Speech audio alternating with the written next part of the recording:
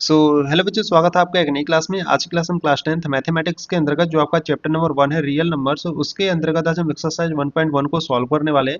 और बच्चों ये एक्सरसाइज 1.1 का पार्ट 2 वीडियो है, जिसमें हम क्या करेंगे, क्वेश्चन नंबर 4 से सॉल्व करेंगे। ठीक है, इससे पहले वाले वीडियो में यानी कि एक्सरसाइज 1.1 के पार्ट 1 वाले वीडियो में हमने क्वेश्चन नंबर 1, क्वेश्चन नंबर 2 और क्वेश्चन नंबर 3 को सॉल्व किया था।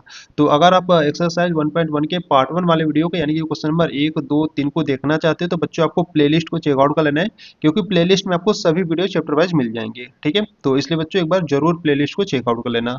आज की वीडियो में क्या करेंगे, आज की वीडियो में इस एक्सरसाइज 1.1 के पार्ट 2 वाले वीडियो में यानी कि इस क्वेश्चन नंबर 4, 5, 6, 7 को सॉल्व करेंगे। ठीक है, तो आज की वीडियो में क्या करेंगे, आज की वीडियो में एक्सरसाइज 1.1 के क्वेश्चन नंबर 4 से सॉल्व करेंगे। ठीक है, तो टाइम को वेस्ट नहीं करेंगे, सीधा जाओ क्वेश्चन नंबर 4 पर। देखो क्वेश्चन नंबर 4 की बात करें तो क्वेश्चन नंबर 4 करा है कि given date HCF 306 657 is equal to 9। ठीक है, यानी कि इन दोनों नंबर का जो HCF है बच्चों आपको 9 यानी कि 9 दिया गया है। तो यहाँ से हमको फाइंड करना है LCM 306 657 का। ठीक है, तो यहाँ से हमको LCM फाइंड करना है इन दोनों नंबर का। तो बहुत ही सिंपल है और क्वेश्चन नंबर 4 आपके लिए इंपॉर्टेंट है। ठीक है, तो ध्यान से देखना कैसे सॉल्व करेंगे। देखो देखो यहाँ से अगर हम बात करें क्वेश्चन नंबर 4 की। ठीक है, क्वेश्चन नंबर 4 की बात करें तो पहले जो गिवन है उसको हम लिख लेंगे। ठीक है, तो यहाँ से हम लिखेंगे द गिवन डेट।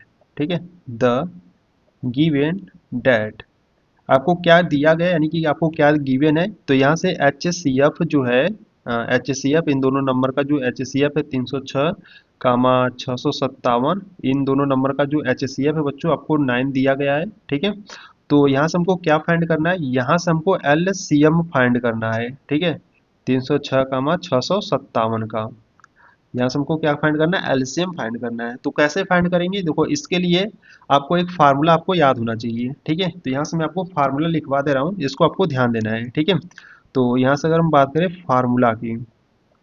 ठीक है, फार्मूला क्या होता है, फार्मूला आपको ध्यान देना है बच्चों। ठीक है, अगर आपको फार्मूला याद रहेगा तभी आप इस क्वेश्चन को सॉल्व कर पाओगे। ठीक है, तो फार्मूला होता है आपका HCF into LCM is equal to होता है product of the two numbers. ठीक है, प्रोडक्ट ऑफ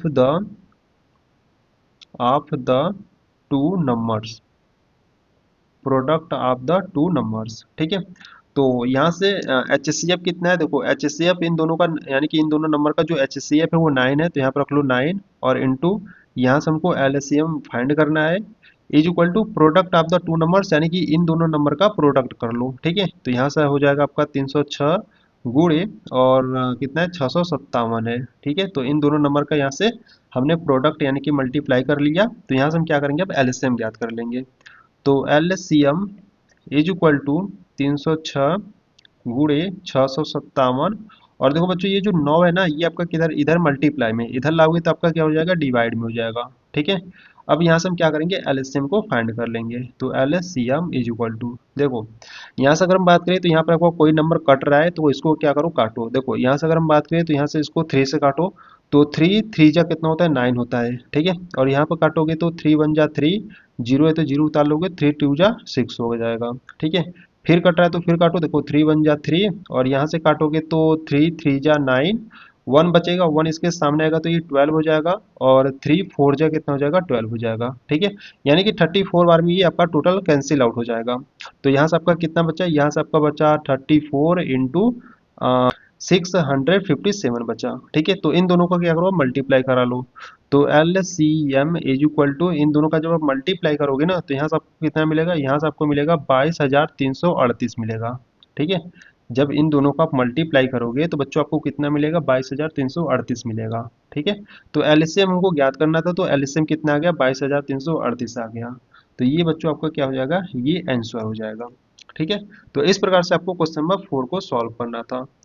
तो यहाँ पर आपका क्वेश्चन नंबर 4 कंप्लीट हुआ। अब आ जाओ क्वेश्चन नंबर 5 को सॉल्व करते हैं। देखो क्वेश्चन नंबर 5 की बात करें तो क्वेश्चन नंबर 5 करा है कि चेक वेदर 6 के power n can and with the digit 0 for any natural number n। ठीक है, यानी कि ये जो 6 के पावर n है ना, ये क्या कैन एंड विथ डिजिट 0, क्या ये 0 पर आपका एंड हो सकता है कि नहीं, ये आपको हमको क्या करना है, चेक कर कर बताना है। ठीक है, और ये बच्चों ये जो n है ये आपका कोई नेचुरल नंबर है।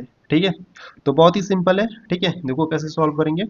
देखो देखो यहाँ से अगर हम बात करें क्वेश्चन नंबर 5 की। ठीक है, तो क्वेश्चन नंबर 5 में अगर हम बात करें तो यहाँ से आपको एक नंबर दिया है 6 के पावर n। ठीक है, तो यहाँ पर आप लिखेंगे given that the given that, यहाँ से आपको जो नंबर दिया है बच्चों, आपको क्या दिया है, यहाँ से जो नंबर आपको दिया है वो 6 के पावर n दिया है, ठीक है। और यहाँ पे जो n है वो आपका क्या है बच्चों, n आपका नेचुरल नंबर है, ठीक है। यानी क्या है, आपका कोई नेचुरल नंबर है, ठीक है।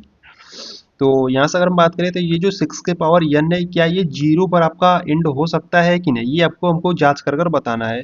तो देखो बच्चों, ये जो 6 के पावर n है ना, ये आपका जीरो पर तभी समाप्त होगा जब इसका प्राइम फैक्टर करने पर उसमें आपका 2 और 5 आए, ठीक है। प्राइम फैक्टर करने पर अगर 2 और 5 आएगा तभी ये जीरो पर समाप्त हो सकता है, ठीक है।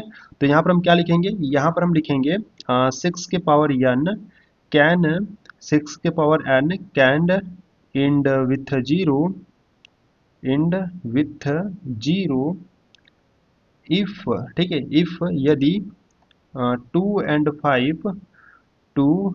5 both are its prime factor, its prime factor, ठीक है। यानी कि ये जो 6 के पावर n है बच्चों, ये जीरो पर तभी समाप्त हो सकता है जब इसका प्राइम फैक्टर करने पर उसमें 2 और 5 आएगा, तभी ये जीरो पर समाप्त होगा, ठीक है। अगर हम 6 के पावर n, जैसे मान लो अगर हम n के स्थान पर 1 ले लें, तो जैसे मान लो यहाँ पर क्या है, यहाँ पर आपका 6 के पावर n है, n आपका क्या है, कोई नेचुरल नंबर है, ठीक है। जैसे मान लो हम n के स्थान पर 1 ले रहे हैं, तो यहाँ पर n के स्थान पर 1 ले लिए, तो 6 के पावर 1 यानी कि आपका 6 ही होगा, ठीक है। और जब हम 6 का यहाँ पर हम इसका प्राइम फैक्टर करेंगे तो कितना होगा, देखो 6 का यहाँ से अगर हम प्राइम फैक्टर करें तो पहले 2 से डिवाइड करोगे तो 3 आ जाएगा, फिर 3 से करोगे तो 1 आ जाएगा, ठीक है। यानी कि आप इसको लिख सकते हो 2 × 3 लिख सकते हो। तो देखो इसका जब हमने प्राइम फैक्टर किया तो इसमें 2 तो है पर 5 नहीं है, ठीक है। तो 2 है पर 5 नहीं है, तो ये जो 6 के पावर n है बच्चों, ये जीरो पर आपका समाप्त नहीं होगा। तो यहाँ पर आप क्या लिखोगे, यहाँ पर आपको सीधे यहाँ से आपको लिख देना है कि since 5 is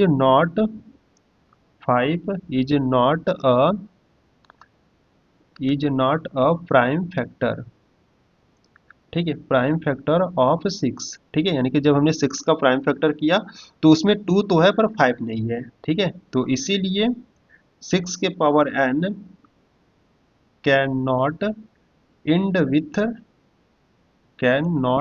with digit zero, ठीक है। और बच्चों ये आपका क्या हो जाएगा, आंसर हो जाएगा, ठीक है। तो इस प्रकार से आपको क्वेश्चन नंबर 5 को सॉल्व करना था। क्वेश्चन नंबर 5 बहुत ही सिंपल है, बस आपको थोड़ा सा ध्यान देना है, ठीक है। अगर कुछ भी डाउट है तो वीडियो को थोड़ा सा बैक करो, एक बार फिर से देखो और अच्छे तरीके से समझ लो, ठीक है। तो क्वेश्चन नंबर 5 कंप्लीट हो गया। अब आ जाओ क्वेश्चन नंबर 6 को सॉल्व करते हैं। देखो देखो क्वेश्चन नंबर 6 की बात करें तो क्वेश्चन नंबर 6 कह रहा है कि एक्सप्लेन वाई 7 × 11 × 13 प्लस 13, ठीक है, and 7 × 6 × 5 × 4 × 3 × 2 × 1 plus 5 are composite number, ठीक है। यानी कि आपको एक्सप्लेन करना है कि ये दोनों नंबर है ये आपके कंपोजिट नंबर है कि नहीं, ठीक है। तो ये हमको क्या करना है, एक्सप्लेन कर कर बताना है। तो चलो आ जाओ सॉल्व करते हैं क्वेश्चन नंबर 6 को। तो क्वेश्चन नंबर 6 भी बहुत ही सिंपल है, ठीक है। तो पहले यहाँ से देखो क्वेश्चन नंबर 6 को सॉल्व करने से पहले यहाँ से हम समझेंगे कि कंपोजिट नंबर होता क्या है, ठीक है।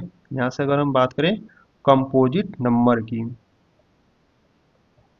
ठीक है, कंपोजिट नंबर की, तो कंपोजिट नंबर क्या होता है बच्चों, कंपोजिट नंबर की बात करें तो मोर देन 2 फैक्टर, यानी कि जिसके 2 से अधिक फैक्टर होते हैं वो आपके क्या होते हैं, कंपोजिट नंबर होते हैं, ठीक है। तो मोर देन 2 फैक्टर, ठीक है।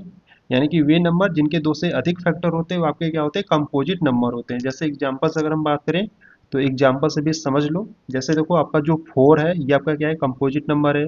6 आपका कंपोजिट नंबर है। 8 आपका कंपोजिट नंबर है। 9 आपका कंपोजिट नंबर है। अब कैसे है देखो, यहाँ से अगर हम बात करें, देखो इस 4 की बात करें तो 4 किससे किससे डिवाइड हो सकता है, देखो 1 से हो सकता है, ठीक है। 4 1 से डिवाइड हो सकता है, 2 से डिवाइड हो सकता है और 4 से हो सकता है, ठीक है। तो इसके क्या है, 2 से अधिक इसके आपके फैक्टर है। और यहाँ से देखो 6 की बात करें तो 6 आपका 1 से हो सकता है, 2 से हो सकता है, 3 से हो सकता है, ठीक है, एंड 6 से हो सकता है। तो इसके भी क्या है, 2 से अधिक फैक्टर है। तो ऐसे नंबर जिनके 2 से अधिक फैक्टर होते हैं बच्चों आपके क्या कहलाते हैं, कंपोजिट नंबर कहलाते हैं, ठीक है। तो कंपोजिट नंबर आपने समझ लिया क्या होता है। तो हमको यही चेक करना है कि ये जो दोनों नंबर आपको दिए गए हैं ना, ये दोनों नंबर आपको जो दिए गए हैं ना, क्या ये कंपोजिट नंबर है कि नहीं, ठीक है। तो चलो इसको भी देखते हैं। देखो यहाँ से अगर हम बात करें तो यहाँ से आपको क्या दिया है, तो यहाँ पर हम लिखेंगे गिवन डैट, गिवन दैट। देखो यहाँ से हम क्या करेंगे, लेट मान लेंगे कि x इज इक्वल टू जो आपका पहला नंबर है ना, इसको हम x के इक्वल मान लेंगे। तो let x is equal to आपका 7 है, इंटू 11 है, ठीक है, इंटू 13 है, और प्लस में 13 है, ठीक है। तो यहाँ से x इज इक्वल टू, यहाँ से देखो क्या करो ना, 13 दोनों में है तो 13 को कॉमन कर लो। 13 कॉमन करोगे तो यहाँ से 7 इंटू 11 और प्लस का 1 हो जाएगा, ठीक है। तो x इज इक्वल टू 13, और इनका क्या करो ना, आपस में इसको सॉल्व कर लो। तो 7 का गुणा 11 में कराओगे तो कितना हो जाएगा, 77, यानी कि 77 हो जाएगा, और प्लस का 1 हो जाएगा, ठीक है। तो x इज इक्वल टू 13, और यहाँ पे 77 और एक 78 हो जाएगा, यानी कि 78 हो जाएगा। अब इन दोनों का मल्टीप्लाई करा लो। मल्टीप्लाई क्या कराओ, इसका आपको क्या करो ना, देखो मल्टीप्लाई अभी मत कराओ। ये जो 78 है ना बच्चे, इसको हमको क्या करना है, इसका हम प्राइम फैक्टर करेंगे, ठीक है। 78 का हम क्या करेंगे, प्राइम फैक्टर कर लेंगे। तो यहाँ से पहले 2 से डिवाइड करो, 2 से डिवाइड करोगे तो 2 3 जा 6 होता है, यहाँ पर 1 बचेगा तो 1 इसके सामने आएगा, तो ये आपका 18 हो जाएगा, 2 9 जा 18, ठीक है। फिर 3 से डिवाइड करोगे तो 3 1 जा 3, और 3 3 जा 9, और यहाँ से 13 1 जा 13, ठीक है। यानी कि इस जो 78 है ना, इसको आप क्या लिख सकते हो, देखो x इज इक्वल टू यहाँ से आपका 13 है, और इसको 78 को आप क्या लिख सकते हो, 2 इंटू 3 इंटू 13 लिख सकते हो, ठीक है। तो x is equal to 13 into 2 into 3 into 13। तो देखो इनको सॉल्व करने पर बच्चों, इनकी आपके क्या है, दो से अधिक फैक्टर आ रहे हैं, तो ये आपका क्या होगा, कंपोजिट नंबर होगा, ठीक है। इसी प्रकार से हम मान लेंगे लेट, इसी प्रकार से जो दूसरा नंबर था उसको हम क्या करेंगे, y की इक्वल मान लेंगे, ठीक है। तो let y is equal to 7 into 6 into 5 into 4 into 3 into 2 और इंटू 1, और प्लस में क्या था, 5 था, ठीक है। तो इसको भी हम क्या करेंगे, इसी प्रकार से सॉल्व करेंगे। तो क्या हो जाएगा, यहाँ से हो जाएगा y इज इक्वल टू, यहाँ से क्या करो ना, 5 को कॉमन कर लो। 5 को कॉमन करोगे तो यहाँ से आपका हो जाएगा 7 इंटू 6 इंटू 5, तो कॉमन हो गया, यहाँ से 4 प्लस 3 इंटू 2 और इंटू 1, और प्लस का 1 बचेगा, ठीक है। तो यहाँ से क्या हो जाएगा, y इज इक्वल टू, इसको क्या करो ना, ब्रैकेट वाले को सॉल्व करो। तो यहाँ से हो जाएगा 5, और जब इन सभी का मल्टीप्लाई करोगे ना तो आपको कितना मिलेगा, इन सभी का जब मल्टीप्लाई करोगे तो आपको 1008 मिलेगा, ठीक है। कितना मिलेगा, 1008 मिलेगा, और प्लस का 1 यहाँ से हो जाएगा। तो y इज इक्वल टू, यहाँ से आपका हो गया 5, और 1008 में एक को ऐड करोगे तो कितना हो जाएगा, 1009 हो जाएगा, ठीक है।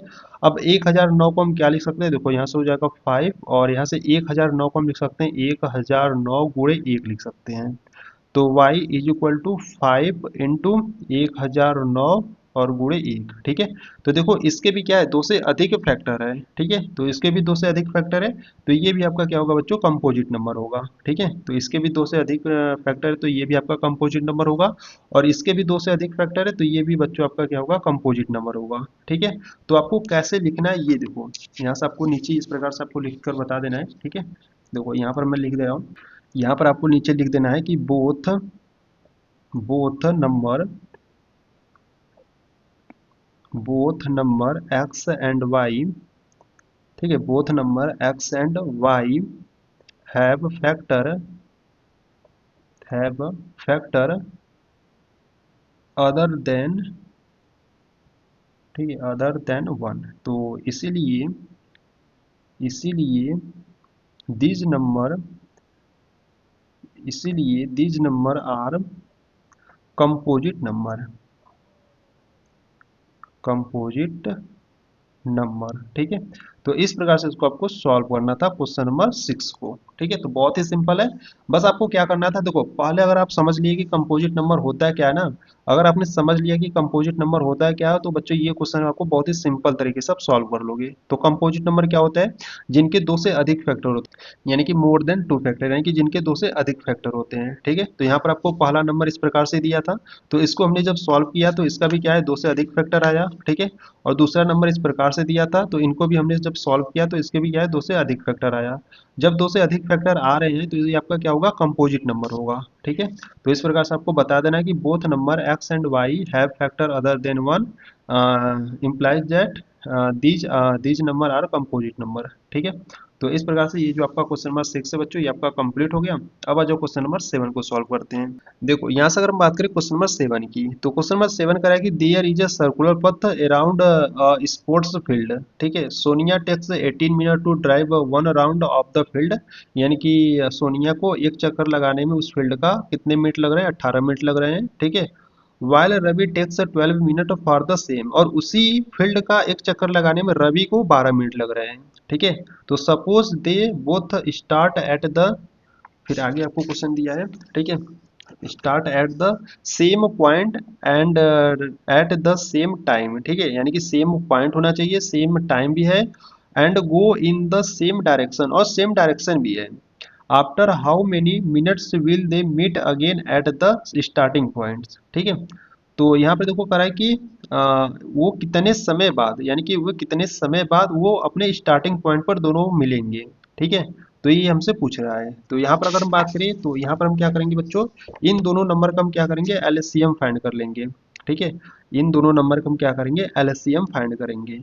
एलसीएम जितना आएगा वो उतने ही मिनट बाद स्टार्टिंग पॉइंट पर मिलेंगे। ठीक है, तो यहाँ से हम क्या करेंगे, इस 18 और इस 12 का हम क्या करेंगे, एलसीएम फाइंड करेंगे। ठीक है, तो चलो आज हम सॉल्व करते हैं क्वेश्चन नंबर 7 को।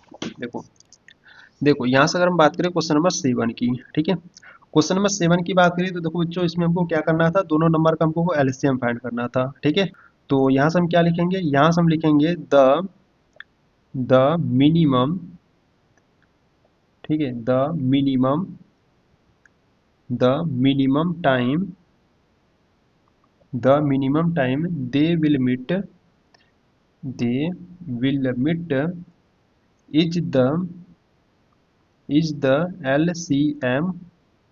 LCM of 12 and 18। ठीक है, यानी कि 12 और 18 का हम क्या करेंगे, एलसीएम फाइंड करेंगे।